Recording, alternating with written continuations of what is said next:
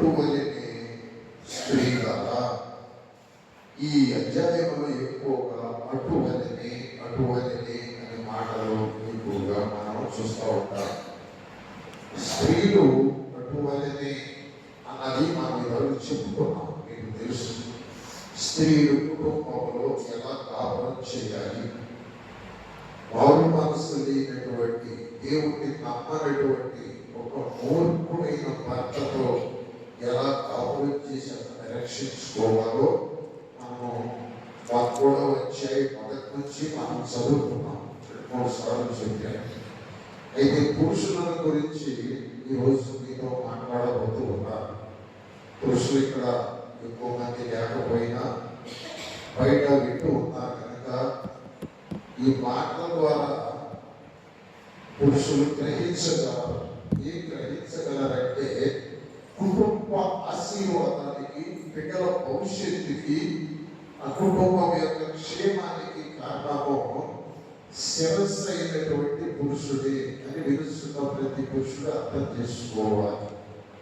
ఒక కుటుంబంలో భార్య సరిగా లేదన్నా, బిడ్డలు సరిగా ఆశీర్వదించబడటం లేదైనా, ఆ కుటుంబములు శాంతి సమాధానము దీవెన లేదంటే దానికి పిల్లలు కారణం కాదు, భార్య కూడా కారణం కాదు, పురుషుడే కారణమని వాక్యం ద్వారా దేవుడు సెలవిస్తూ ఉన్నాడు. జీవము అను కృపావరము ఇది ఎలా వస్తుందంటే, భర్తలో నుంచి భార్యలోనికి, భార్యలో నుంచి పిల్లలలోనికి, పిల్లలలో నుంచి వారి బిడ్డ తరము ఈ వరం వస్తుంది. ఈ వరాన్ని ఏమన్నారు? సుమతి చెప్పు, ఏమన్నారు ఈ వరాన్ని? జీవమును కృపావరం చెప్పు. ఇది స్పెషల్ వరం. ఈ వరం ఎలా వస్తుందో తెలీదు, చాలా మంది మనుషులకి తెలీదు. జాగ్రత్తగా వినాలి. మీ కుటుంబాల్లో యవనస్తులు మీకు మాట్లాడలేదు కదా, వాళ్ళ ఇష్టానుసారంగా బ్రతుకుతున్నారు కదా, మీ కుటుంబంలో ఈ వరము లేదని మీరు గ్రహించాలి. భర్త భార్యను ప్రేమించకుండా తాగుడికి, వ్యసనానికి లోనైపోయి గంజాయి సారాయితో బ్రతుకుతున్నాడు కదా, ఆ కుటుంబంలో జీవం అనే కృపావరము వాళ్ళకి తెలియదు. ఏ కుటుంబంలో పురుషుడు జీవమను కృపావరాన్ని సంపాదిస్తాడో ఆ కుటుంబము బహుక్షేమముగా, బహు భద్రముగా, భూమి మీదే కాకుండా పరలోకములో కూడా క్షేమంగా ఉంటుంది. అది ఇక్కడ పేతురు గారు చెప్తా ఉన్నాడు. చూస్తాను, జీవమను కృపావరములో మీ భార్యలు మీతో పాలివారై ఉన్నారని ఎరిగి. పురుషుడు, కుటుంబంలోని పురుషుడు తలకాయ లాంటి వాడు. మళ్ళీ చెబుతున్నారు, తలే ఈ శరీరానికి ముఖ్యం. ఇందులో బ్రెయిన్ ఉంటుంది, చిన్న మెదడు ఉంటుంది, నాడీ మంటలు మొత్తం ఈ తలలోనే ఉంటుంది. ఈ తల ఈ ప్రతి అవయవాన్ని కూడాను మెయింటైన్ చేస్తూ ఉంటుంది. తల ఏది చెబితే అది అవయవం వినాలి. చెయ్యి ఎత్తు అంటే ఎత్తాలి, కీరు అంటే గీరాలి, కొట్టు అంటే దోమ ఏదో కొట్టు అంటే కొట్టాలి. ఇక్కడ నుంచి ఆగి రావాలి. ఈ జీవితంలో ఏది జరగాలన్నా కూడా శిరస్సు నుంచి ఆగి రావాలి. ఎక్కడి నుంచి రాకుండా ఎక్కడి నుంచో ఇంకెక్కడి నుంచి అయినా ఇక్కడి నుంచి కానీ వస్తే కుదరదు. కనుక పురుషుడు కుటుంబాన్ని ఆజ్ఞాపించాలి, పురుషుడు కుటుంబానికి ఆశీర్వాదంగా ఉండాలి, పురుషుని ద్వారా భార్య కుటుంబము వర్తిల్లాలి. అందుకని 128వ కీర్తనలో దావీదు గారు చాలా చక్కగా రాసి పెట్టాడు. అక్కడ యెహోవా యందు భయభక్తులు కలిగి ఆయన త్రోవల యందు నడుచు వారందరూ తగ్గిను. నిశ్చయముగా నీ చేతుల కష్టార్జితమును నీవు అనుభవిస్తావు, నీవు ధన్యుడవు, నీకు చూడండి. ఇక్కడ మొట్టమొదట యెహోవా యందు భయభక్తులు కలిగిన వారందరూ కూడా ధన్యులే. పిల్లలు కానీ, పెద్దోళ్ళు కానీ, ముసలులు కానీ, ఒక స్త్రీ కానీ, ఒక పురుషుడు కానీ, ఎవరైనా కానీ ఇక్కడ చెప్తారు ప్రత్యేకంగా ఏకవచనాన్ని ఉపయోగిస్తారు. నీవు ధన్యుడవు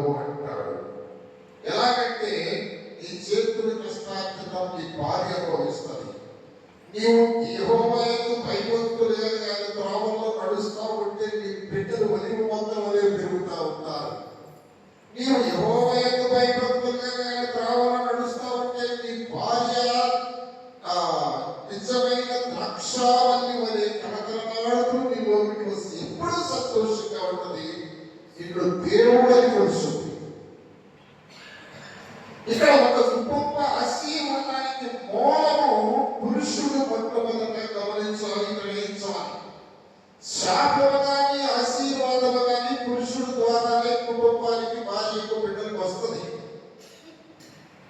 కనుక నీ భార్యను నీ బిడ్డలను దేవుడి దగ్గరికి నడిపించవలసిన బాధ్యత నీదే. నీవు ఎంత పనైనా చెయ్యి, ఎన్ని వేలైనా సంపాదించుకొని ఇంటికి రా, అయితే నువ్వేం చేయాలంటే నీ భార్యతో కలిసి ప్రార్థన చేయాలి. ఏ కుటుంబంలో ఈ కార్యము జరగదో ఆ కుటుంబంలో ఈ జీవము అనే కుటుంబం రాదు. జాగ్రత్తగా వినాలని మనం చేసుకున్నాం. నీ భర్త తన భార్యతో చేయబట్టుకొని ప్రార్థన చేయకపోతే వారికి జీవమాన కృపావరణ రాదు. చెప్తాను, జాగ్రత్తగా వినండి.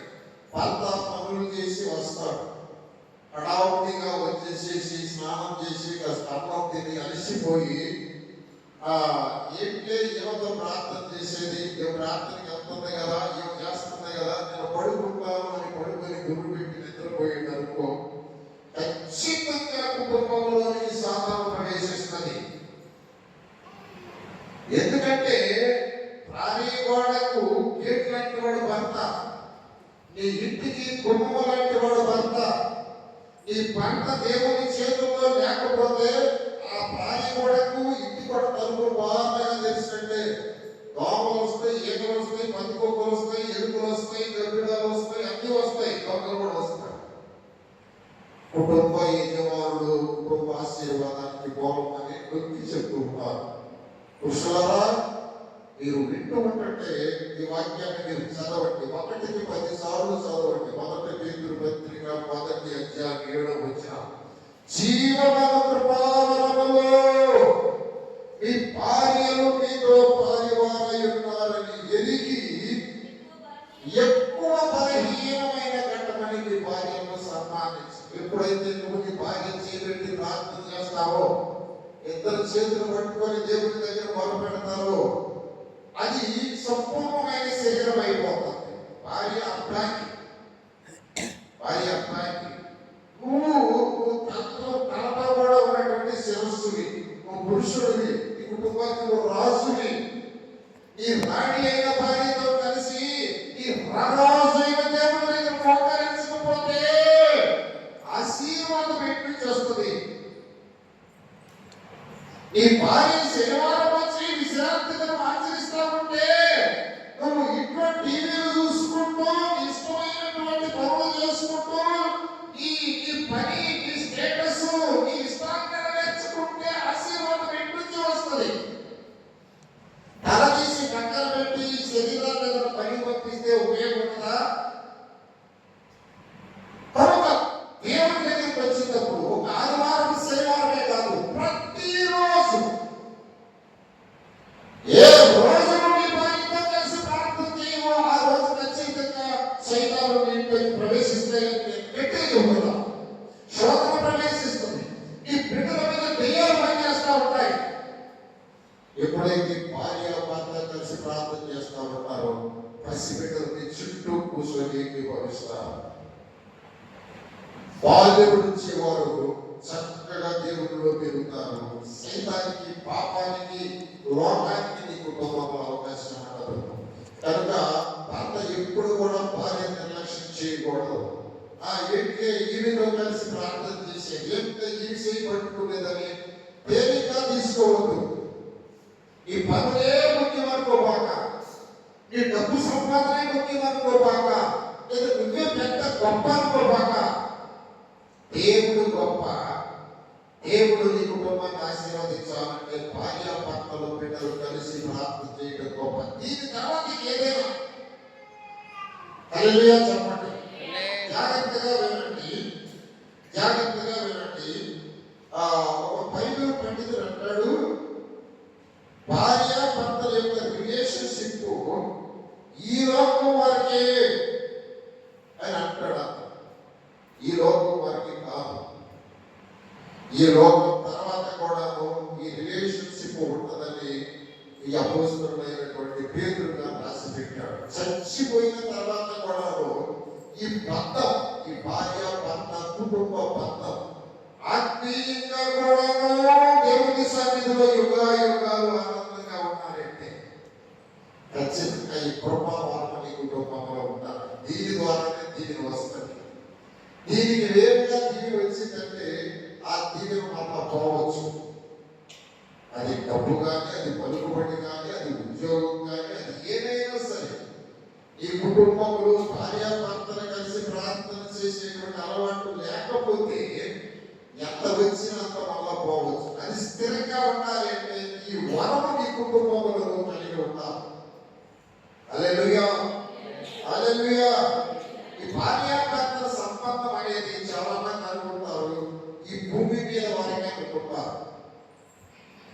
భూమి మీద వరం కాదు, చచ్చిపోయిన తర్వాత కూడా ఈ బంధం ఉంటుందని ఈ అపోస్తలుడు పౌలు గారు పరిశుద్ధాత్మ ద్వారా ఆయన చెప్తా ఉంటాడు. హల్లెలూయా, హల్లెలూయా. ఎందుకంటే నీ మరణానంతరం కూడా నిత్య జీవములో ఆమె నీ ద్వారా ఉండటానికి దేవుడు ఆమె నీకు ఇచ్చాడు. ఇప్పుడు భార్యను తేలిక చూడబాక, ఎక్కువ బలహీనమైన కట్టమని తీసివేయబాక, ఆ ఇమీడియట్లీ అనుకోబాక, ఆమెను సన్మానించు. ఎంత బలహీనమైన కట్టమైనా సరే ఆమె లేకపోతే నీకు విలువ లేదు, నీకు పరిపూర్ణత లేదు. కనుక ఈ భార్యను సన్మానిస్తూ ఏం చేయాలి? ప్రార్థనకు అభ్యంతరం లేకుండా కొనసాగించుకోవాలి. సన్మానించలేదనుకో ఆమె నీకు ముళ్ళుగా తయారవుతుంది. ఆమె నిన్ను శోధిస్తూ ఉంటుంది, నీ మనసుని కలిసి వేస్తుంది. ప్రార్థనకు అభ్యంతరకరంగా లేకుండా ఉన్నానంటే భార్యను సన్మానించాలి. ఆమె చేయకపోతే నువ్వు చేయి పని అవమానమే లేదు. అంటూ కావచ్చు, పక్కలు ఒత్తుకోవచ్చు, ఇంకా ఇల్లు వాకిలు కూడా పురుషులు ఓడవచ్చు. ఏం తప్పు లేదు. మన పని మనం చేసుకోవటానికి, మన బట్టలు మనం ఒత్తుకోవటానికి, మనకు మనం గడుపుకోవటానికి తప్పేమో. ఆమె లేవలేకపోయింది, ఆమెకు ఒక కరోనా వచ్చింది, ఆమె చావు బతుకుల మధ్య ఉంది. నేను అన్నం తిన్నా, మా ఇల్లు ఊడ్చుకున్నా, నాకు ఎవరు లేరు, ఏం చేయాలి? కనుక ఈ యొక్క ఈ బంధం అనేది ఆ శరీరంగానే కాదు. దేవుడు అంటే చెప్తాను లేదండి, ఆదాముని పిలిచి ఒక్కొక్క దాన్ని పిలిచి నీకు సాంకేతిక సహాయాన్ని సృష్టిలో నుంచి ఇవ్వాలనుకుంటున్నాను ఆదామా అని చెప్పి ఈ లోకంలో జంతువులను, పశువులను, పక్షులను అన్నింటినీ పిలిచాడంటే ఇది నీకు తోడుగా ఉంటుందా, ఇది నీకు సహాయంగా ఉంటుందంటే ఆదాము ఏం చేశాడంటే వాటన్నిటికీ పేర్లు పెట్టాడు. పేర్లు పెట్టి పంపించేసేసాడు. ఒకసారి చూడండి ఆ సందర్భాన్ని. మనం ఎప్పుడు పెళ్లిలో ఆ మాటలు మనం చదువుతూ ఉంటాం. చూడండి ఆది కాండము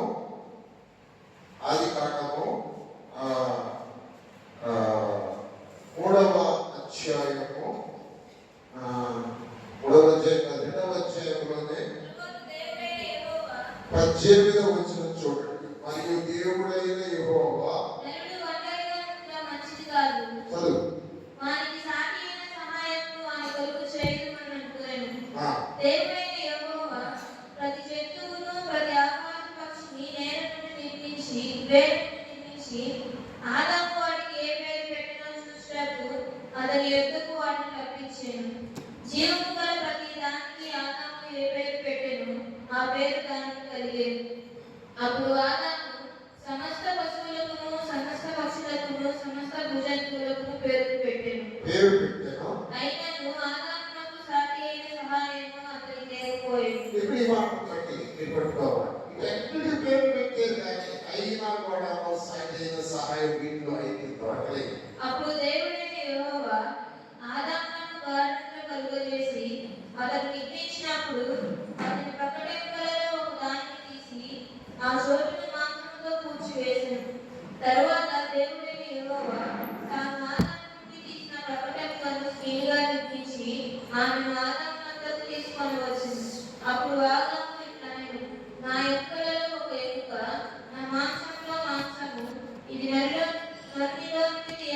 కనుక నారీ అనబడును. చాలు.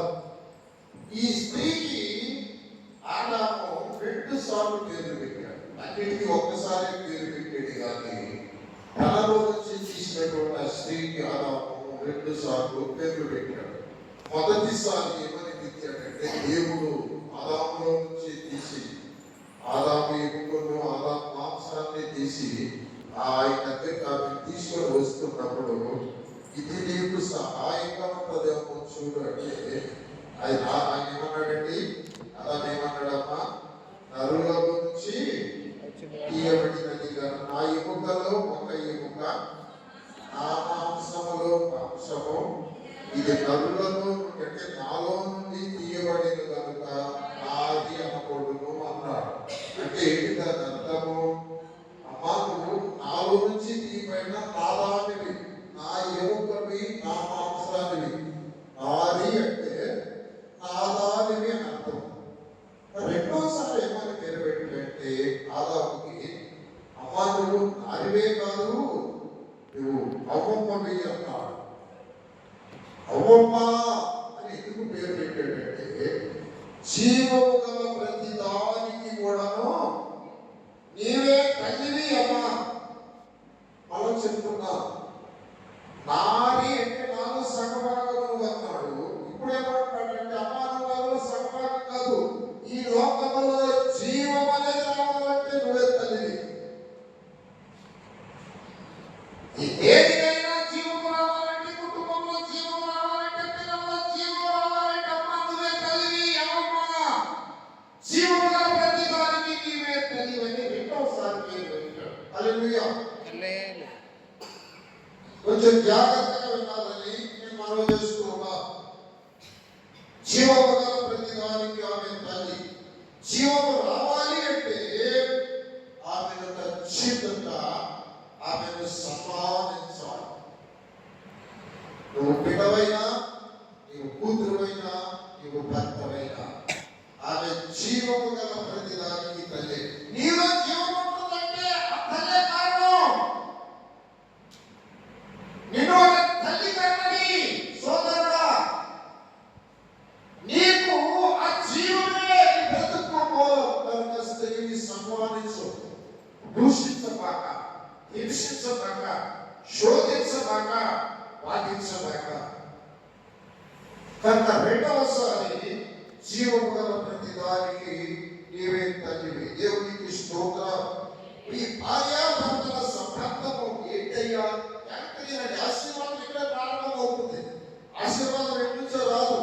ఈ కుటుంబంలో నీ దగ్గర నుంచి ఆశీర్వాదం ప్రారంభించబడాలి. ఆశీర్వాదములకు వారసులకు మీరు పిలువబడ్డారు. కానీ వారసు కావడం లేదు. కుటుంబంలో నీ కుటుంబంలో ఆశీర్వాదం లేదు. నీ కుటుంబంలో కీడు ఏర్పడి నీ కుటుంబంలో శాతాన్ని శోధిస్తా ఉన్నది. ఏమిటి కారణం? ఎందుకు ఇలా జరుగుతున్నది? ఆశీర్వాదమైనటువంటి ఆ జీవాన్ని నువ్వు మర్చిపోయావు.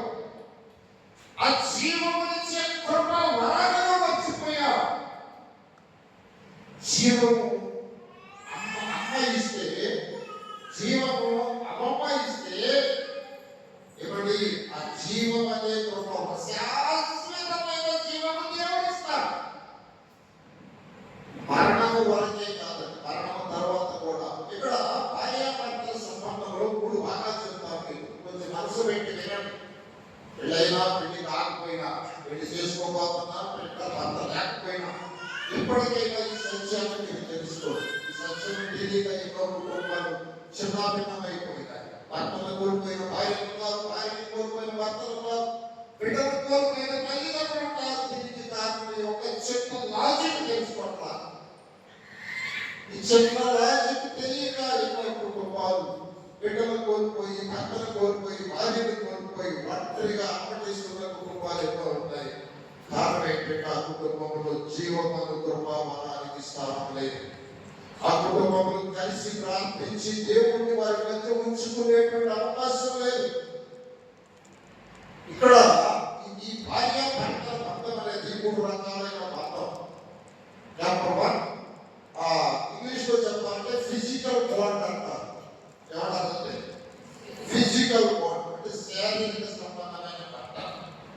ఈ శారీరక సంబంధమైన బంధము మనకి పిల్లల్ని ఇస్తారు. మన రక్త బంధం అది. ఏమండి, మన రక్తాన్ని భార్య భర్త ఇద్దరు రక్తం పంచుకొని కొడతారు. ఏమండి, నాకు చెప్పాను కదా, యోహాను సువార్త 12వ వచనంలో రక్తము వలనైనను శరీర వలనైనను మానుష్యం, ఈ మూటి ద్వారా భార్య భర్తకు శరీర భర్తకు ఒక బిడ్డ కొడతాడు. ఈ బిడ్డ జీవన ప్రభావంలో పరిభాగస్తులు కావాలంటే ఆ 12వ వచనం చదవము. తను ఎంత అంగీకరించినో అనగా తన నామమునందు విశ్వాసం ఉంచిన వారికి దేవుని పిల్లలవుటకు దేవుని పిల్లలవుటకు ఆయన అధికారమును అనుగ్రహించాడు. హల్లెలూయా. అప్పటిదాకా అమ్మగారు పిల్లలైపోయి వినండి, జాగ్రత్తగా ఆశీర్వాదాలు ఎప్పుడు రావు. నువ్వు డబ్బు సంపాదిస్తేనో, నువ్వు రాజకీయం చేస్తేనో, నువ్వు లోకపరంగా చేస్తేనో, నువ్వు మోసం చేస్తేనో, నేను కష్టపడి సంపాదిస్తేనో ఆశీర్వాదం రాదు. ఆశీర్వాదం వచ్చే మూలం చెప్తున్నాను మీకు. జాగ్రత్తగా వినండి. ఇక్కడ ఈ భార్యాభర్తల బంధం ద్వారా పుట్టేటువంటి బిడ్డలు రక్తం వలన, శరీర కోరిక వలన, మనస్సు కోరిక వలన, రక్తం వలన, శరీర కలయిక వలన, మనస్సు కోరిక వలన, మూటి వలన పుడతారు. ఈ మూటి ద్వారా దోషం వస్తారు. ఈ మూటిలో కీడు ఉంటుంది, ఈ మూటిలో పాపం ఉంటుంది. ఎలా ఉంటుందంటే తల్లిదండ్రుల దోషాలు 3-4 తరాలు పురుషుడి మీద స్త్రీ మీద ఉంటుంది. అటు ఇటు వచ్చేటువంటి ఆ కీడు ఆ కుటుంబంలో ఉంటుంది. ఇది పోవాలంటే తను ఎంత అంగీకరించినో అది జరగాలి. నీ కుటుంబంలో పురుషుడా విను, ఈ బిడ్డలు జీవితం లేదా, ఈ బిడ్డలు ఈ కళ్ళ ముందే నాశనం అయిపోతున్నారా? అయితే దానికి కారణం ఏంటంటే నువ్వు దేవుడు అంగీకరించని. తను ఎంత అంగీకరించినో యేసయ్య నామమునందు విశ్వాసం ఉంచితే దేవుని పిల్లలై అధికారం ఆయన ఇస్తాడు. నీ దోషాన్ని కొట్టివేసేందుకే నువ్వు దేవుడు అంగీకరించలేదు కనుక నీ భార్య కూడా అంగీకరించినా కూడా సగం అంగీకరించినట్టే. సగం 50% ఇంకా మిగతా 50% సాతాను చేతిలో ఉంది. మిగతా సగభాగము పితృభాగమైన దోషంలో ఉంది. మిగతా సగభాగము లోకంలో, శాపంలో, కీడులో, నాశనంలో తీసుకొచ్చినట్టున్నావు. ఈ భార్య ప్రార్థన చెంది ఈ బిడ్డలందరూ ప్రార్థన కావాలని, రక్షించబడాలని, శాంతపడాలని లేదు. సాతానికి ఒక వెంట్రుక వాసి కాడి ఉంటే సార్ వాడు చదవడానికి వెంట్రుక వాసి, చిన్న వెంట్రుక వాసి ఎంతో అవసరం లేదండి. చాలా చక్కగా ప్రార్థనకు వచ్చేవాడు అతను, అదే విశ్వాసం, చక్కగా ఉద్యోగస్తులు దశభాగం ఇస్తా ఉండేవాడు. అతను వారికి ఒక తొలి కాబట్టి ప్రెగ్నెంట్ అయింది. చాలా తర్వాత దేవుడు ఎంతో స్థుతులు చెల్లించాడు. బాగానే ఉంది. వాళ్ళు చాలా పెద్ద 4-5 గదులు వీళ్ళంతా వాడుతూ ఆమె టీచర్గా వస్తే ఆమెకు ఒక బిడ్డ ఆమె పక్క గదిలో అతికుతాం. సరే ఈమె ఏం చేశారంటే పుట్టింటికి తీసుకెళ్ళారన్నమాట. ఇక్కడ ఎలా వర్తిస్తారండి, ఇక్కడ ఎలా పర్వతరాజ్యం చేస్తారు, కుటుంబంలో పర్వతరాజ్యం జరుగుతుంది. కనుక ఈ యొక్క ఫిజికల్ బాడీ కాదు, రెండవది జాగ్రత్తగా రక్త కూడా కుటుంబంలో ఉంటుంది. ప్రైజ్ ది లార్డ్, హల్లెలూయా. ఒకసారి నిర్గమకాండం చూడండి, జాగ్రత్తగా వినండి ఈ మాటలు. ఇది ఖచ్చితంగా మీ కుటుంబానికి అవసరం, మీ దేవునికి అవసరం లేదు. నిర్గమకాండం 4వ అధ్యాయం 20 నుంచి 26 దాకా సహాయం చేయమా.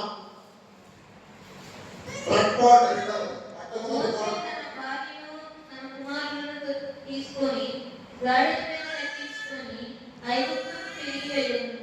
మోషే దేవుని కర్రను తన చేత పట్టుకొని పోయాను. అప్పుడు యెహోవా మోషేతో ఇట్లనెను, నీవు ఐగుప్తునందు తిరిగి చేరిన తరువాత చేయుటకు నేను నీకు ఇచ్చిన మహత్కార్యములన్నీ ఫరో ఎదుట చేయవలెనని, అయితే నేను అతని హృదయమును కఠినపరచుదను. సున్నతి అనేది దేవుని నిబంధన.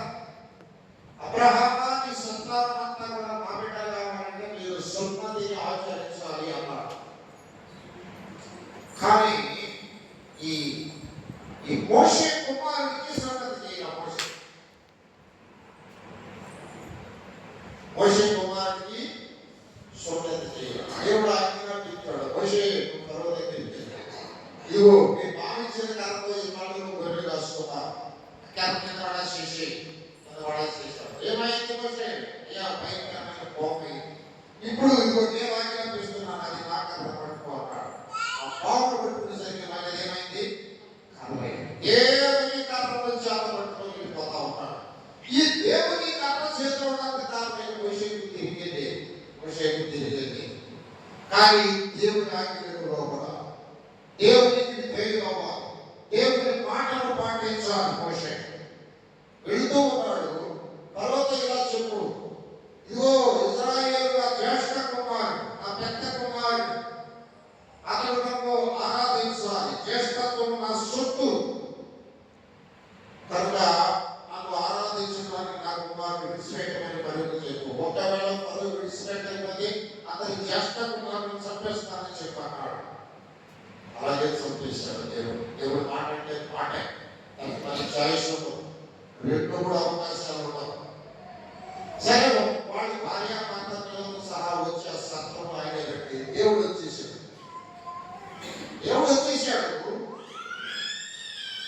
మోషే తన్నుకుంటున్నాడు, తన్నుకుంటున్నాడు. మోషేతో పాటు మూడు కూడా తన్నుకుంటున్నారు.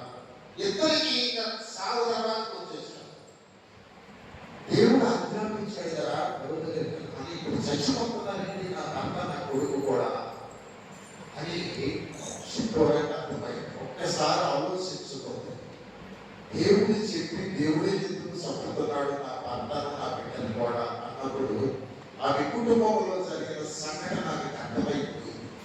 ఏమిటయ్యా సంఘటన అంటే, సున్నతి చేయాల్సిన టైంలో పోయి సున్నతి చేస్తానికి సిద్ధమవుగా ఆ షిప్పోర ఏమన్నదంటే, ఆ పని చేస్తే మాత్రం నీకు నాకు ఇంతే చెప్పేసి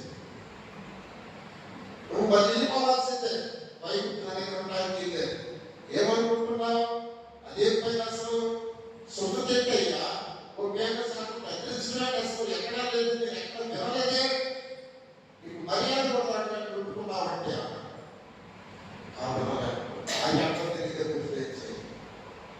ఏమి చేయలేదు. సరే సున్నతి చేయలేదు, ఇష్టమన్నాడు. ఇప్పుడు కొడుకు చేస్తున్నాడు, భర్త చేస్తున్నాడు. నీకు అర్థమైపోయింది, ఆమె చేసిన తప్పు అర్థమైపోయింది. ఆమె ఒక స్త్రీ అయ్యింది, ఒక విద్యార్థి స్త్రీ అయ్యింది. వెంటనే కొడుకు అప్పుడే అది ఎలాంటి రాయి తీసుకుందా, అది ఎలా తీసుకోదా సున్నతి చేసేసి ఆ చర్మాన్ని తీసి ఆ పోషే కాళ్ళ మీద పడేసేసి ఏమన్నదంటే, చూడండి చదవమ్మా, అక్కడ మార్గం చూడు, ఇలా చదువు.